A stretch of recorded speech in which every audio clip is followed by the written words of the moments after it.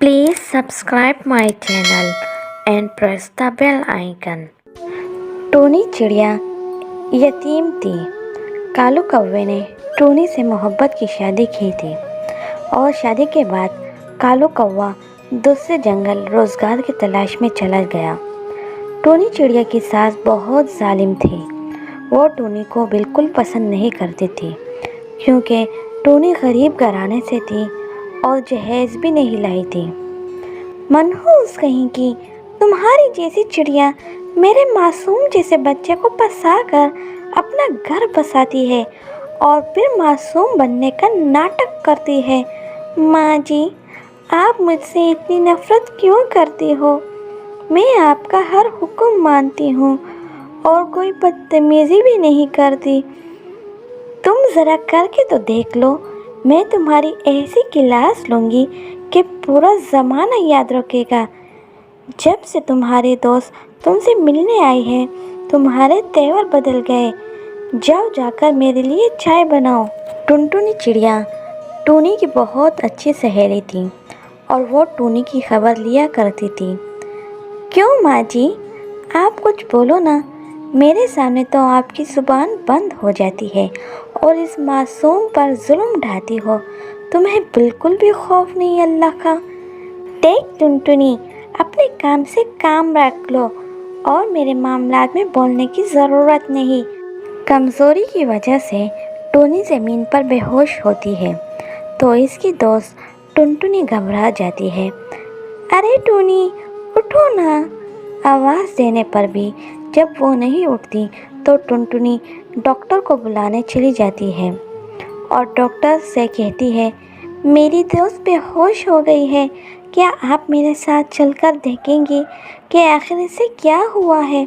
हाँ हाँ ज़रूर। और यूँ दोनों टोनी की तरफ चलते हैं। टोनी का मुआयना करने के बाद डॉक्टर कहती है, घबराने की ज़रूरत नहीं है।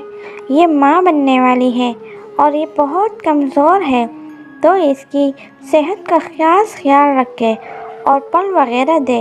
इतना कहकर डॉक्टर वहाँ से चली जाती है। इतने में टोनी को होश आ जाता है तो इसकी दोस्त इससे कहती है, टोनी मुबारक हो, तुम माँ बनने वाली हो। अब तुम अकेली नहीं होगी। और हाँ, अपना पूरा ख्याल रखना और घर का काम बिल्कुल मत करना। और इस तरह टुनटुनी भी वहाँ से चली जाती है। एक दिन टोनी की नंद अपनी माँ से मिलने आती है। मेरी लाडो रानी, कैसी हो? रास्ते में कोई परेशानी तो नहीं हुई? नहीं माँ, मैं ठीक हूँ। आप सुनाओ कैसी हो? और भाभी कैसी है? भाई कैसे हैं? तुम्हारे भाई तो मज़े में है और तुम्हारी भाभी तो महारानी बनी आराम कर रही है, बीमारी का नाटक कर रही है। माँ, आप हमेशा भाभी के खिलाफ क्यों होती है? क्या हुआ अगर वो यतीम है? तो इस तरह गोरी कौवी अपनी भाभी से मिलने आती है। कैसी हो भाभी? और आप तो बहुत कमज़ोर लग रही हो। सब ठीक तो है ना? तुम सुनाओ कैसी हो और घर में सब कैसे हैं? भाभी, मैं कुछ पूछ रही हूँ और आप कुछ जवाब दे रही है। कुछ अरसा रहने के बाद गोरी कौवी भी वहाँ से चली जाती है और सास का जुल्म दोबारा शुरू हो जाता है। क्यों मनहूस, बहुत शौक है ना मजलूम बनने का? मेरी बेटी के सामने मेरी बुराई कर रही थी।